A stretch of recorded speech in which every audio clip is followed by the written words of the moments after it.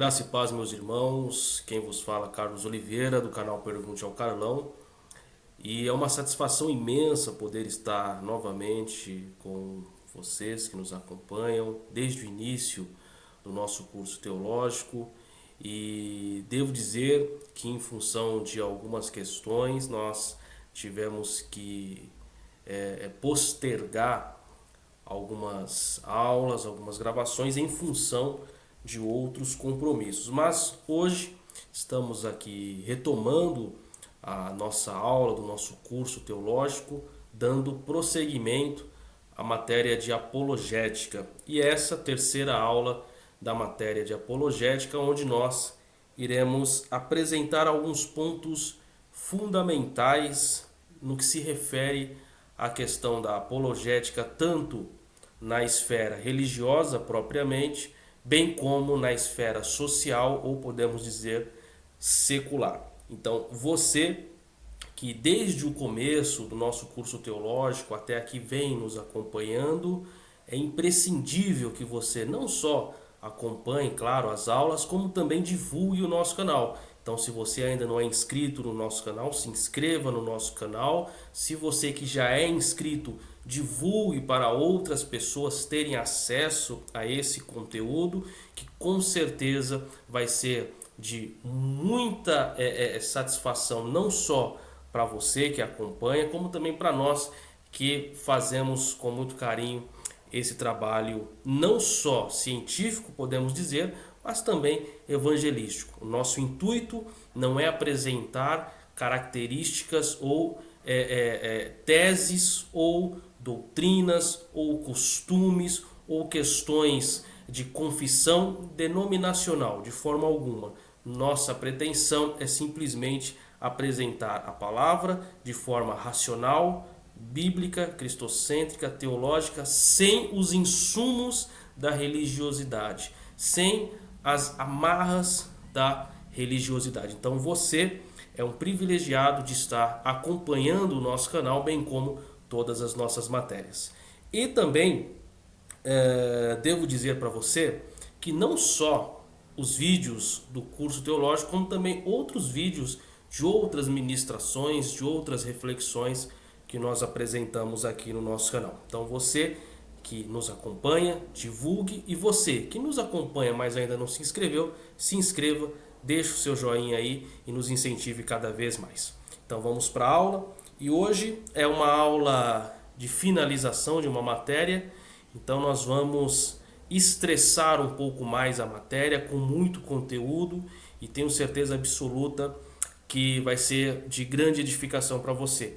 Lembrando também que todos os alunos que estão no nosso grupo do WhatsApp, no nosso grupo do Telegram, receberá ao término dessa matéria, como vem sendo em todas as matérias, receberá essa apostila que eu uso nesse momento, que eu uso nas gravações.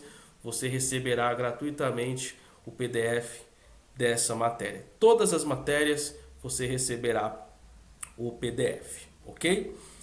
No início nós falamos sobre as questões da apologética, mais voltada à questão entre a igreja evangélica reformada, podemos dizer assim, e outros segmentos, e a igreja católica, podemos assim dizer também, com relação à ceia, com relação a sacramentos, com relação à transubstanciação, consubstanciação, referente ao que de fato é apologética, qual é o interesse e qual é a função da apologética no contexto teológico cristão. Então, se você não acompanhou os vídeos anteriores, acompanhe, é imprescindível para darmos continuidade nas demais matérias. Hoje, nesse momento, que é a terceira aula, a aula de finalização, nós vamos abrir um pouco mais este universo apologético, tendo uma visão um pouco macro e não micro, podemos assim dizer, referente aos conceitos fundamentais da apologética em referência ou em consonância à teologia cristã. Então eu sempre gosto de ler o conteúdo e explicar paulatinamente os pontos fundamentais. E dúvidas, aqui no chat, você pode deixar no chat ao vivo e eu vou respondendo para você aqui no chat ao vivo enquanto nós estivermos aqui gravando. Perfeito? Então vamos continuar aqui com a pluralidade religiosa. Mas antes, eu quero apresentar aqui um livro que foi publicado recentemente pelo nosso amigo lá de Angola, Reverendo Batista José. É um livro publicado na nossa editora, a editora Educação Cristã, Namoro na Perspectiva Cristã. Está aqui. Esse livro é um livro que foi publicado por nós, na nossa editora, a editora Educação Cristã, do nosso amigo Reverendo Batista José, lá de Angola. Forte abraço ao Batista, forte abraço ao seu irmão Ilídio, aos seus pais, seus demais irmãos, a todos os irmãos lá de Angola. E também eu quero mandar um abraço para os irmãos de Moçambique, que também nos acompanham. Forte abraço para todos os nossos irmãos e irmãs de Angola e de Moçambique. Vocês moram no meu coração e eu oro a Deus para que em breve eu esteja com vocês aí também, ok? Então vamos lá, pluralidade religiosa, e eu sempre aqui em posse da minha Bíblia de Genebra, como sempre. Essa daqui já me acompanha há 15 anos, é a Bíblia que eu uso, é a Bíblia que eu recomendo. Claro, eu tenho tantas outras Bíblias aqui atrás, aqui nas laterais, mas a que eu uso é a Bíblia de Estudo de Genebra. Então vamos lá. Pluralidade religiosa. A pluralidade religiosa não é exclusiva dos tempos de Jesus. Atualmente existem milhares de seitas e religiões falsas, as quais pensam estar fazendo a vontade de Deus quando na verdade não estão. Há 10 grandes religiões principais, que são o hinduísmo, jainismo, budismo e sikhismo na Índia, confucionismo e taoísmo na China, shintoísmo no Japão, judaísmo na Palestina, zoroastrismo na Pérsia, atual Irã, e islamismo na Arábia. Nessa lista, alguns incluem o próprio cristianismo. Além disso, existem mais de 10 mil seitas ou subdivisões dessas religiões, estando 6 mil, dessas 10 mil seitas que eu estou falando, 6 mil estão localizadas somente no continente africano, 1.200 nos Estados Unidos, que todo mundo venera, e o restante em outros países. Para efeitos didáticos, o Instituto Cristão de Pesquisa, o ICP, classifica assim as seitas, como os irmãos podem observar aqui embaixo. Antes de darmos prosseguimento, nós falamos muito, principalmente, se vocês não assistiram, assistam, Introdução ao Novo Testamento. Nós falamos sobre as seitas judaicas daquela época.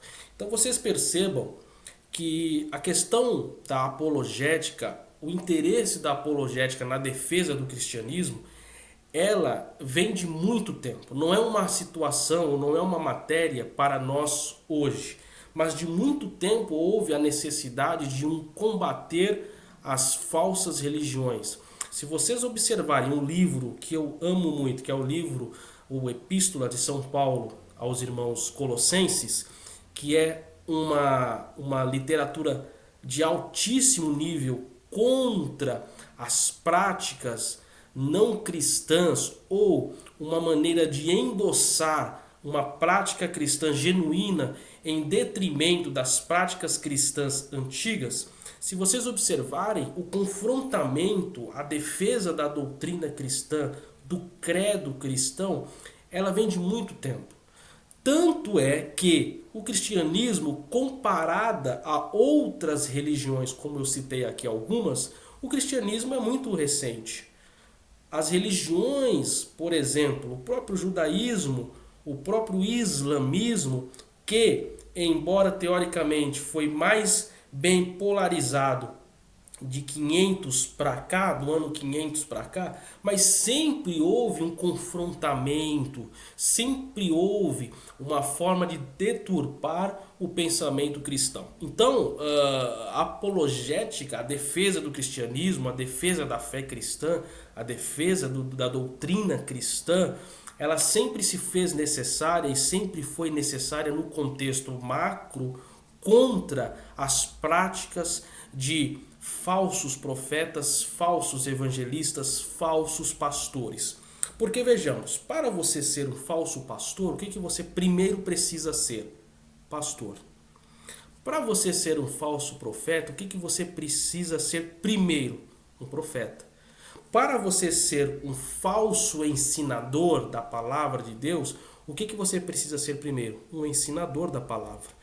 São essas pessoas que são dadas à falsidade. São essas pessoas que são conduzidas ou seduzidas por interesses pessoais a viverem uma vida indigna da qual o Evangelho apresenta.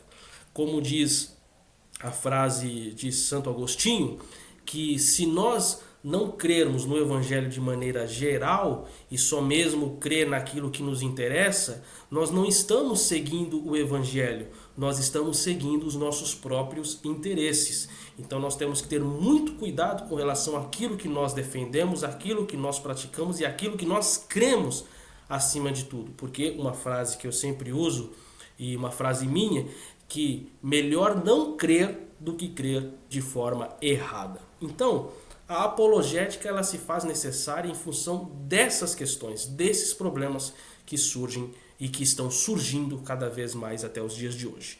Então nós temos aqui algumas questões de seitas, seitas secretas, por exemplo, maçonaria, e dizem-se muito, né, que principalmente na questão da liderança religiosa existem muitos maçons, enfim, não conheço nenhum, mas enfim, não podemos duvidar de nada porque se trata de homens, de pessoas, não podemos duvidar.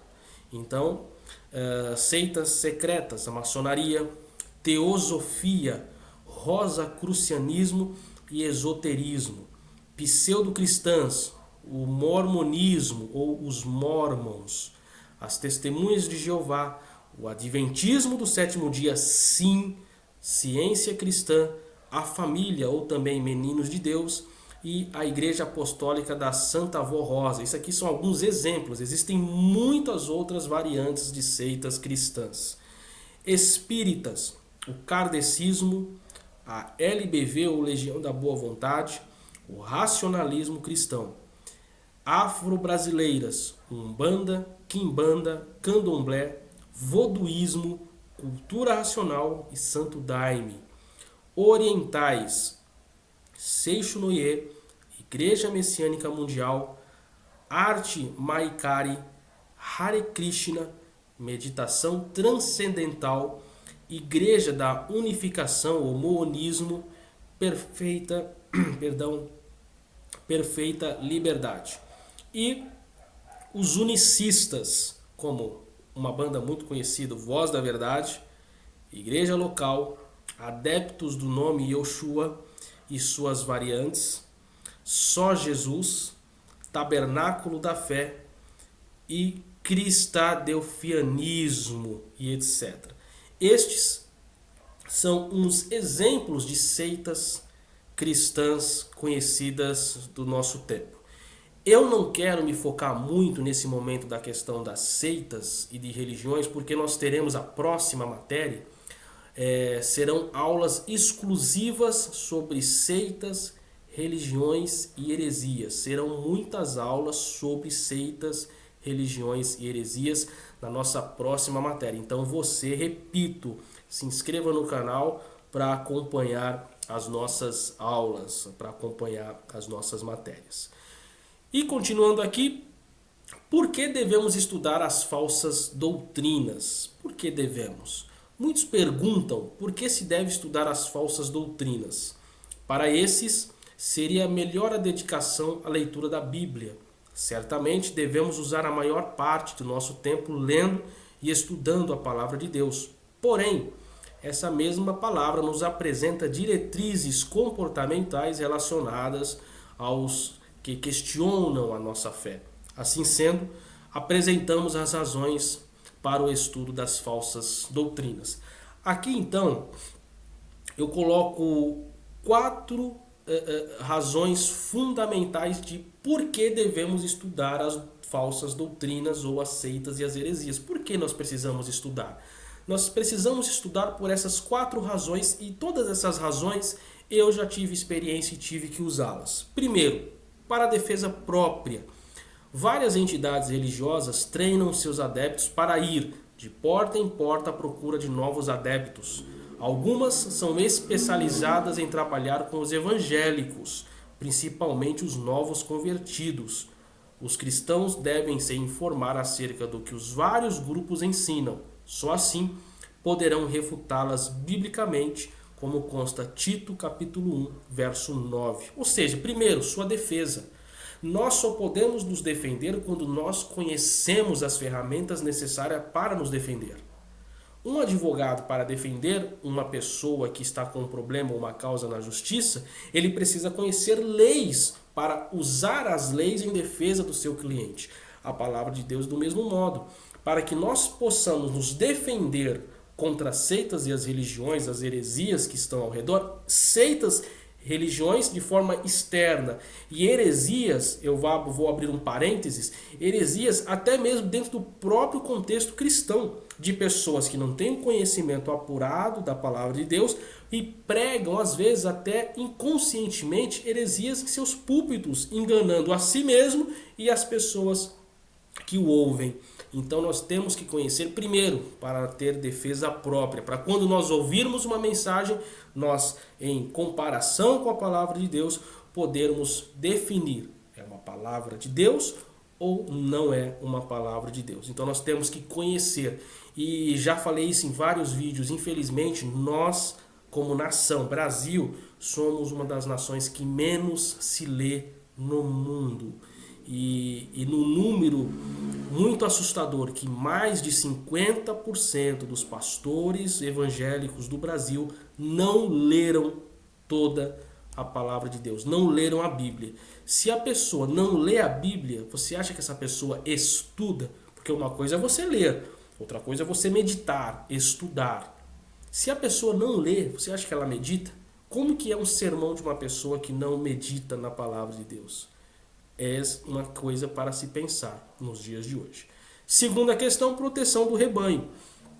Um rebanho bem alimentado não dará problemas. Devemos investir tempo e recurso na preparação dos membros da igreja. Escolas bíblicas bem administradas ajudam o nosso povo a conhecer melhor a palavra de Deus. Um curso de batismo mais extensivo, abrangendo detalhadamente as principais doutrinas, refutando as argumentações dos sectários e expondo-lhes a verdade, será útil para proteger os recém-convertidos dos ataques das seitas. Ou seja, infelizmente muitos pastores não têm preparo algum para ser pastor. Eu defendo a ideia de que o crivo para ser pastor, nas igrejas reformadas, ele é levado muito em consideração, muito a sério, principalmente na questão teológica, filosófica e social. Infelizmente, talvez em algumas igrejas pentecostais já não dá tanta ênfase à questão racional, à questão formação bíblica de seus obreiros. É muito pouco. Eu digo por experiência porque eu já vi, não estou falando do que eu acho, estou falando do que eu já vi e vejo. A pessoa ela não tem uma condição mínima de preparar um sermão, de trazer uma palavra, de trazer uma instrução, de explicar para o novo convertido os pontos fundamentais da doutrina cristã. Ele não tem capacidade nenhuma. Quando ele pega o microfone para ministrar a igreja, é somente, como eles dizem, entre aspas, cajado, cajado e cajado, e correção, e correção, e correção. Mas a melhor correção é o ensino. E para eu ensinar, eu tenho que ter aprendido com a verdade. E infelizmente muitas denominações não dão ênfase a um estudo genuíno, não dão ênfase a um estudo racional, não dão ênfase. Eu gostaria muito da nossa aula aqui de teologia de ser bem extensivo, mas até para não cansar os irmãos, porque o nosso propósito é dar uma aguçada no desejo de você que me assiste, de assistindo essas aulas se interessar e falar: poxa, eu vou abrir meus olhos, eu vou estudar a palavra de Deus com verdade, eu realmente vou procurar uma instituição séria e vou estudar a palavra de Deus. Esse é o propósito. É claro que o que eu estou falando aqui não é 5% do que você pode aprender dentro de uma instituição teológica séria, mas o intuito é justamente esse, te trazer um pouco da verdade, ou podemos dizer a verdade suficiente para que você, munido dela, abra sua mente e desperte. Poxa, 10 anos de cristão e coisas que eu nunca ouvi, estou ouvindo. Eu preciso buscar, eu preciso aprender da palavra, eu preciso realmente ser esse cristão evoluído. Um cristão evoluído não é um cristão que anda em conformidade com o mundo. Um cristão evoluído é um cristão que conhece bem a palavra da verdade.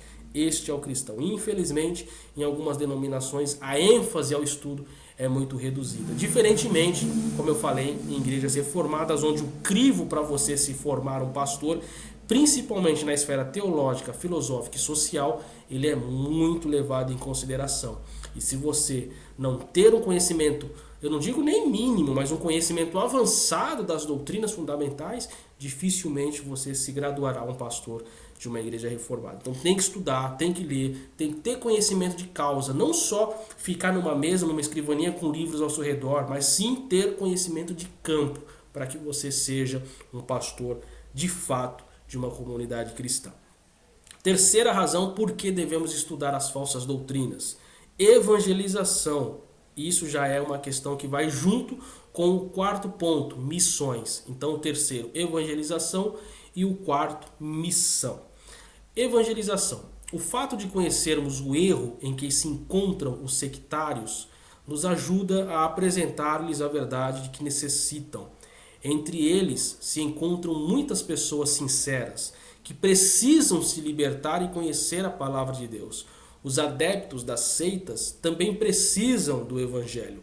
Se estivermos preparados para abordá-los e demonstrar a verdade em sua própria Bíblia, poderemos ganhá-los para Cristo.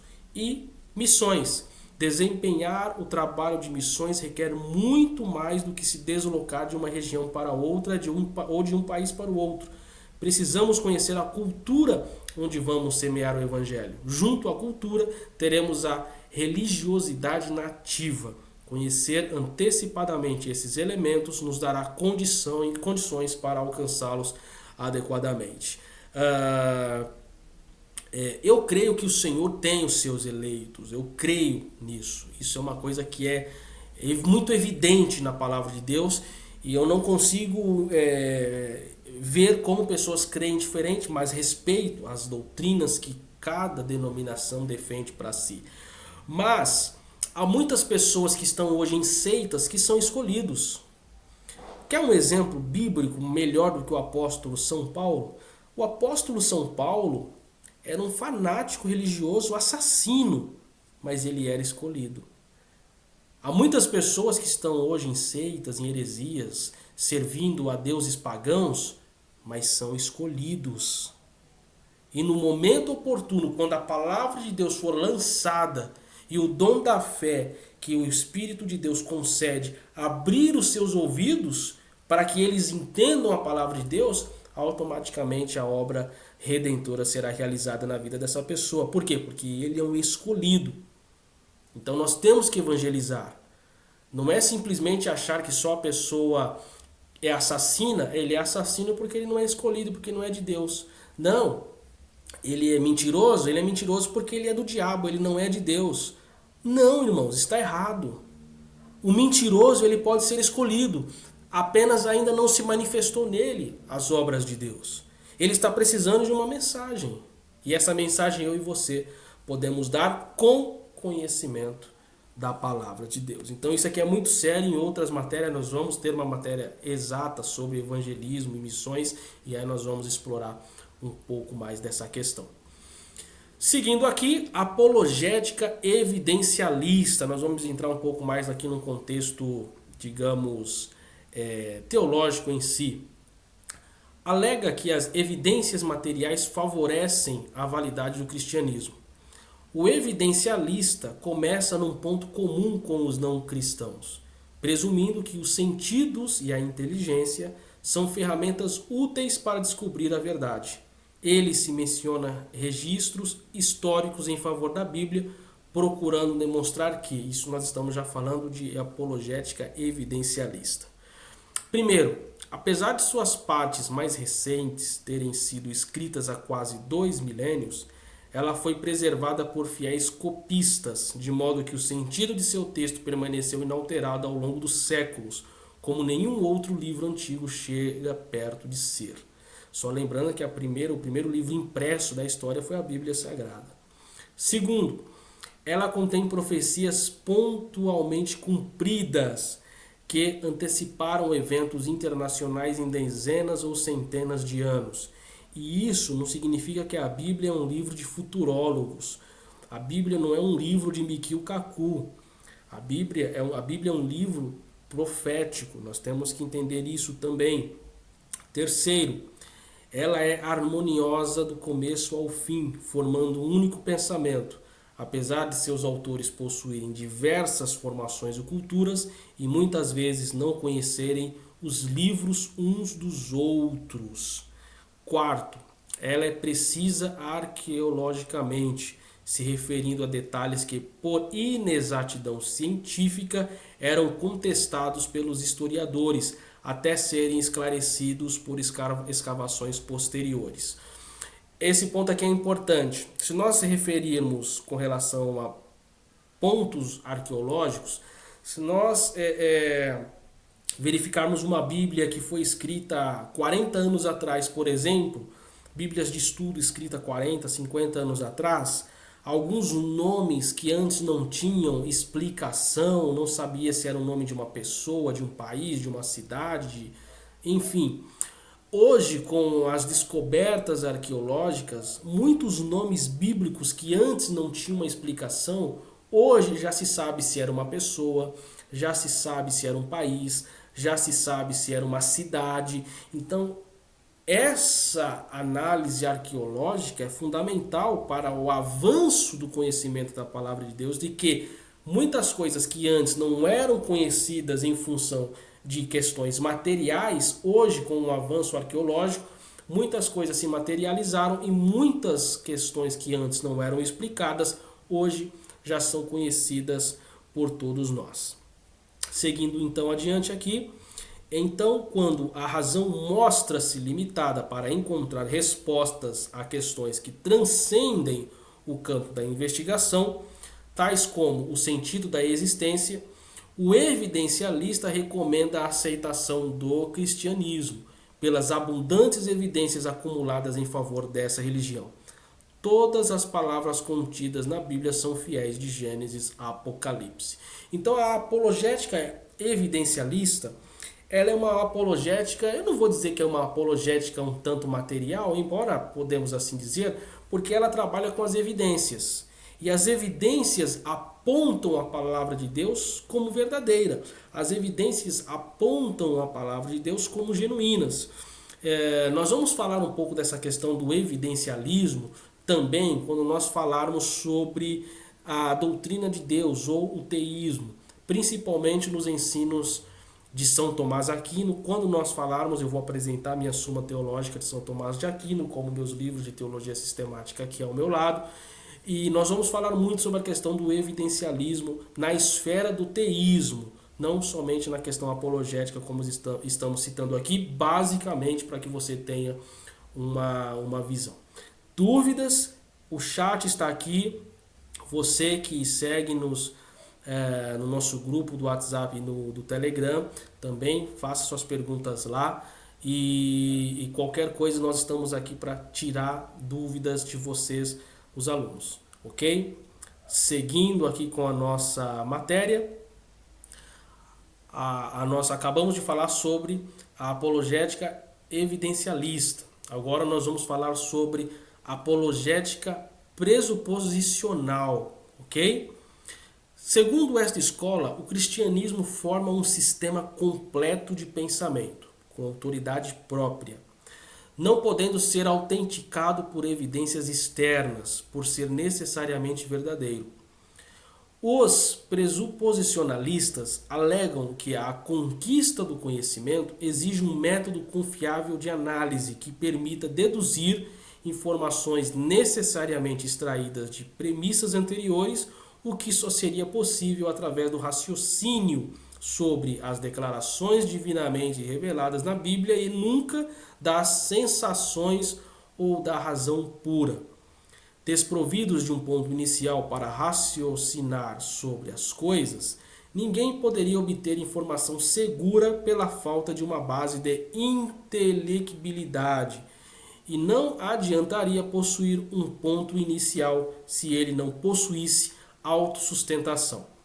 Sem um princípio dogmático que permitisse interpretar a realidade a partir de um ponto absoluto, seria possível apenas presumir a validade das coisas conforme pressupostos injustificados.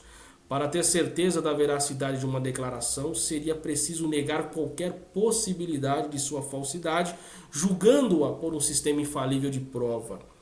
Isso só seria possível sempre conforme o pressuposicionalismo, através da revelação de um Deus todo-poderoso e criador, detentor de todo o conhecimento sobre o universo e de toda a autoridade que seria a fonte de premissas pretensamente confiáveis, através das quais seria possível alcançar a verdade. Com tal alegação, os pressuposicionalistas questionam a premissa intelectuais dos não cristãos, desafiando-os a apresentarem um sistema de prova pela qual consigam extrair informações confiáveis sobre qualquer coisa e procuram demonstrar que o cristianismo não apenas é intelectualmente superior, mas exclusivamente verdadeiro. Ao invés de começar a interpretar o mundo segundo premissas naturalistas, não cristãs, para depois aceitar o cristianismo num salto de fé, o pressuposicionalista já começa aceitando o cristianismo por seu valor inerente, por ser uma revelação suficiente como única base segura de conhecimento.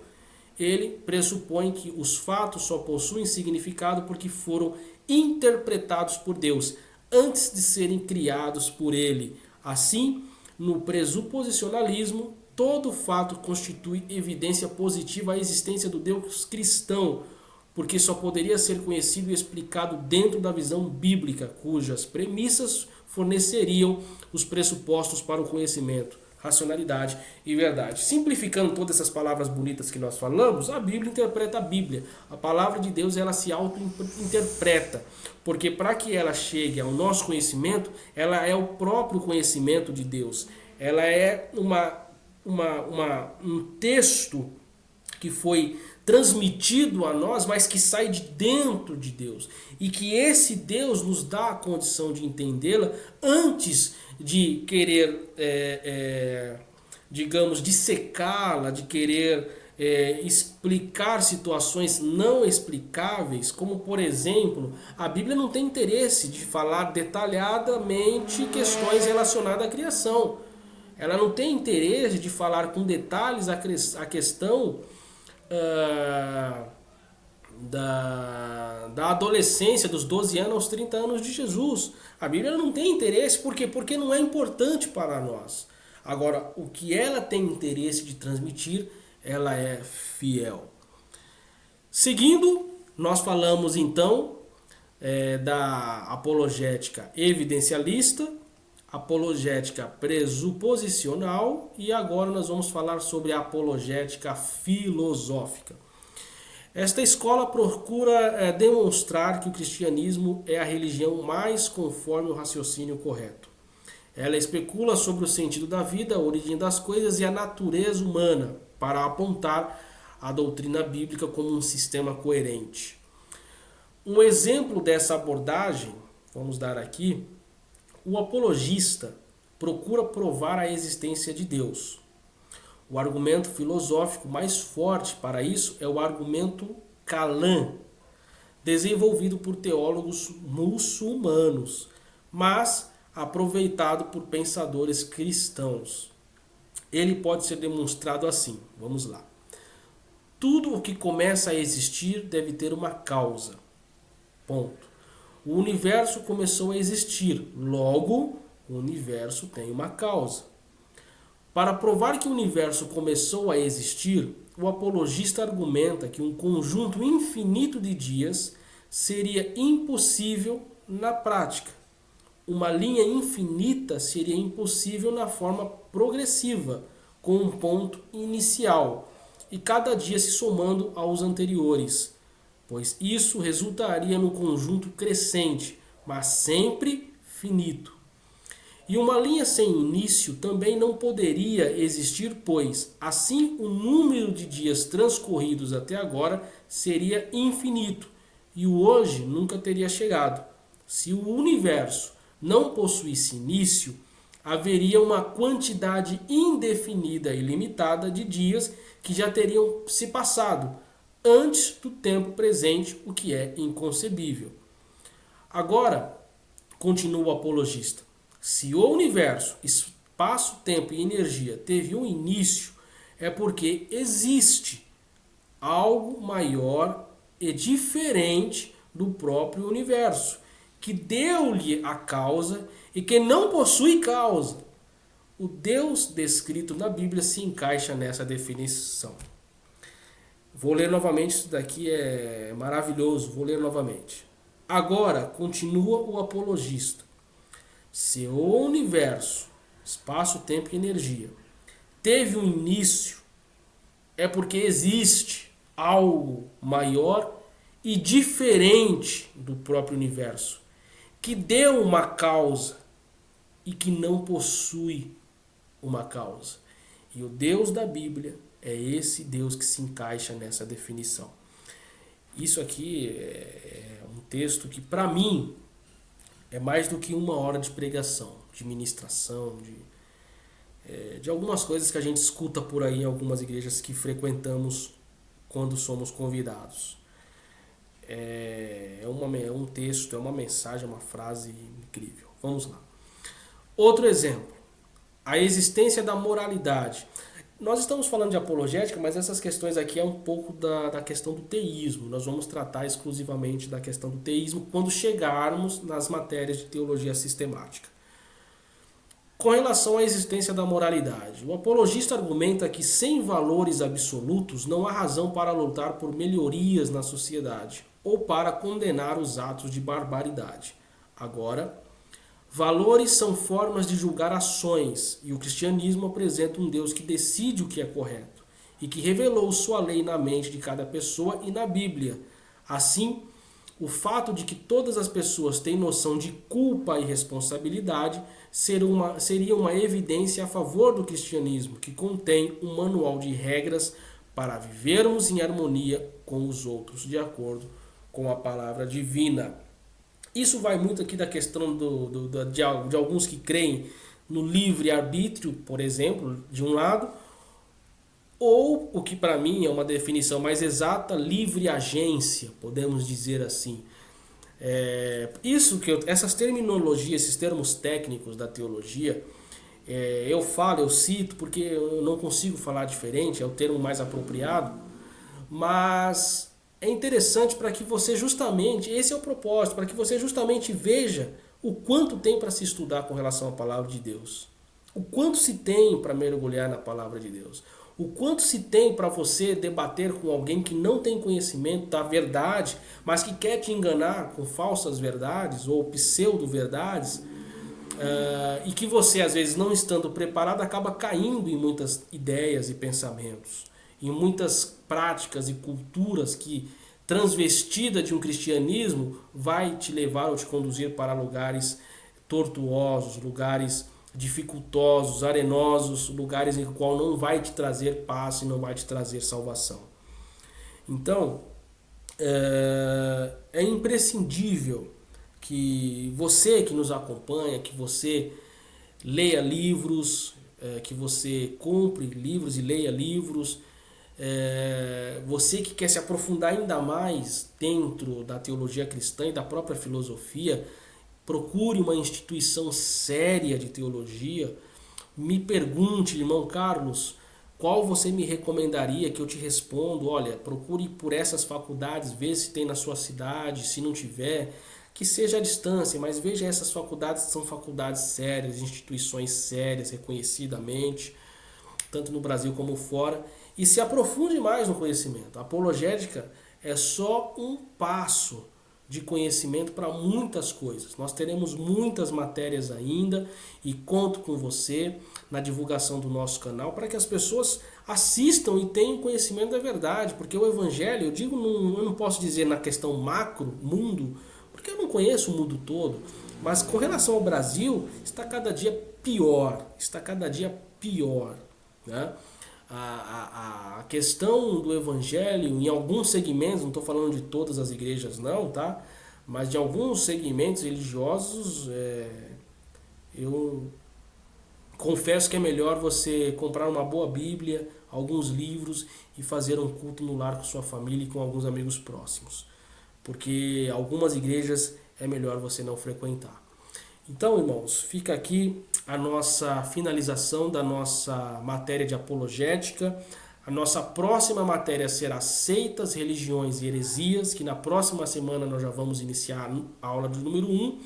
E é fundamental que você continue conosco, se inscreva no canal se você não é inscrito, se já é inscrito, divulgue, e tenho certeza que vamos crescer ainda mais e cada vez mais na graça e no conhecimento. Minhas redes sociais, meus livros. Num outro dia faço um vídeo exclusivo apresentando cada um dos meus livros para vocês.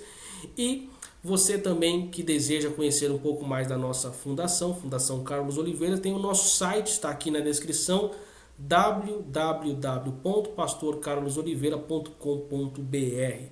Que Deus te abençoe e que te dê dias de paz. Sucesso em Cristo e até o próximo vídeo.